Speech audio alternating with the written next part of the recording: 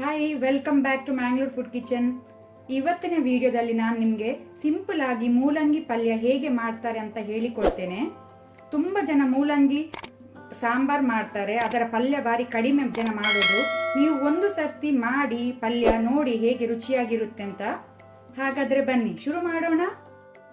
ಬೇಕಾದ ಇಂಗ್ರೀಡಿಯೆಂಟ್ಸ್ಗಳು: half kg, ಅರ್ಧ kg ಮೂಲಂಗಿ. ಇಲ್ಲಿ ಮೂಲಂಗಿ ಮತ್ತೆ ನಾನು ಅದರ ಸೊಪ್ಪು ಸಹ ಯೂಸ್ ಮಾಡ್ತಾ ಇದ್ದೇನೆ, ಅಥವಾ ನೀವು ಬರೀ ಮೂಲಂಗಿಯಲ್ಲಿ ಸಹ ಮಾಡಬಹುದು. ಅದು ಸೊಪ್ಪಿದ್ರೆ, ಪಲ್ಯದಲ್ಲಿ ಸೊಪ್ಪಿದ್ರೆ ರುಚಿ ಜಾಸ್ತಿಯಾಗಿ ಬರ್ತದೆ.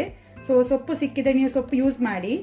ಅರ್ಧ ಕಪ್ನಷ್ಟು ಕೊಕೊನಟ್ ಗ್ರೇಟೆಡ್, ತೆಂಗಿನ ತುರಿ, 3 ಗ್ರೀನ್ ಚಿಲ್ಲಿ, 3 ಹಸಿಮೆಣಸು, 1 ದೊಡ್ಡ ಸೈಜ್ ಅನಿಯನ್ ಈರುಳ್ಳಿ, 1 ದೊಡ್ಡ ಸೈಜ್ ಟೊಮ್ಯಾಟೊ, 1/4 ಟೀ ಸ್ಪೂನ್ ಅರಸಿನ ಟರ್ಮರಿಕ್. ಸೊ ಇಷ್ಟೆಲ್ಲ ಇಂಗ್ರೀಡಿಯೆಂಟ್ಸ್ಗಳು ಬೇಕಾಗಿದೆ.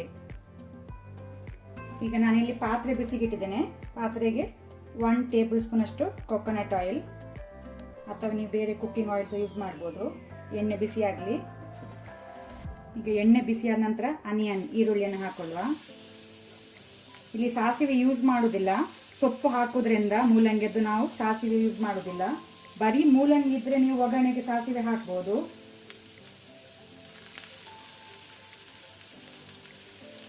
ಅದರ ಜೊತೆನೆ ಸಾಲ್ಟ್, ಉಪ್ಪು ಸೇರಿಸ್ಕೊಳ್ಳುವ. ಇದನ್ನೀಗ ಸ್ವಲ್ಪ ಕಲರ್ ಚೇಂಜ್ ಆಗೋ ತನಕ ನಾವು ಫ್ರೈ ಮಾಡಬೇಕು.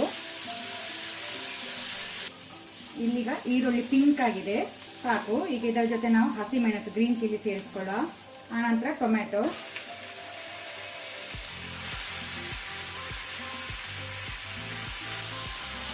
ಈಗ ಇಲ್ಲಿ ಟೊಮ್ಯಾಟೊ ಮ್ಯಾಶ್ ಆಗಬೇಕು, ಸಾಫ್ಟ್ ಆಗಬೇಕು. ಅಲ್ಲಿ ತನಕ ನಾವು ಸ್ವಲ್ಪ ಫ್ರೈ ಮಾಡ್ಕೊಳ್ಳೋಣ. ನಾನು ಆಲ್ರೆಡಿ ನಿಮಗೆ ಹೇಳಿದ್ದೇನೆ, ಇಲ್ಲಿ ಮೂಲಂಗಿ ಮತ್ತೆ ಅದರ ಸೊಪ್ಪು ಯೂಸ್ ಮಾಡೋದ್ರಿಂದ ನಾವು ಒಗ್ಗರಣೆಗೆ ಸಾಸಿವೆ, ಒಗ್ಗರಣೆ ಸೊಪ್ಪೆಲ್ಲ ಹಾಕುವುದಿಲ್ಲ. ಬರೀ ಮೂಲಂಗಿ ಮಾಡೋದಾದ್ರೆ ನೀವು ಒಗ್ಗರಣೆಗೆ ಸಾಸಿವೆ ಮತ್ತೆ ಒಗ್ಗರಣೆ ಸೊಪ್ಪು ಸೇರಿಸ್ಕೊಳ್ಬೋದು. ಇಲ್ಲಿಗ ಟೊಮ್ಯಾಟೊ ಸಾಫ್ಟ್ ಆಗಿದೆ, ಸಾಕು. ಈಗ ನಾವು ಇದಕ್ಕೆ ಟರ್ಮರಿಕ್, ಅರಸಿನ ಹಾಕೊಳ್ಳುವ. ಆನಂತರ ನಾವು ಸಣ್ಣಕ್ಕೆ ಹಚ್ಕೊಂಡಿಟ್ಟಂತ ಮೂಲಂಗಿಯನ್ನು ಸೇರಿಸ್ಕೊಳ್ಳುವ.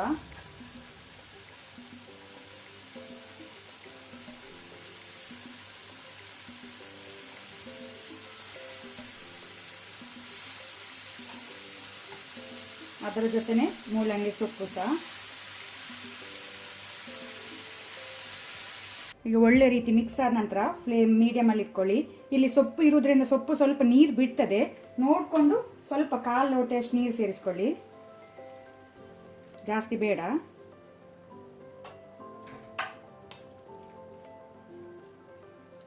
ಈಗ ನಾವು ಬಾಯಿ ಮುಚ್ಚಿದನ್ನು 7 to 8 ಮಿನಿಟ್ಸ್ ಬೇಯಲಿಕ್ಕೆ ಬಿಡುವ.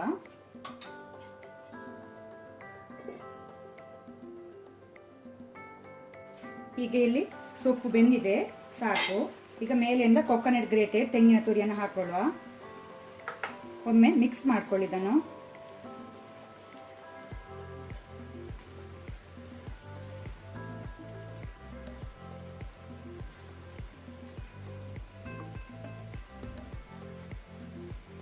ಇದನ್ನು ಈ ರೀತಿ ಬಾಯಿ ಮುಚ್ಚಿ 1 ಮಿನಿಟ್ ಸ್ವಲ್ಪ ಬೇಯಲಿಕ್ಕೆ ಬಿಡಿ. ಮೂಲಂಗಿ ಪಲ್ಯ ರೆಡಿ ಆಗಿದೆ, ಸರ್ವ್ ಮಾಡೋಣ. ಗ್ಯಾಸ್ ಆಫ್ ಮಾಡ್ಕೊಳ್ಳಿ.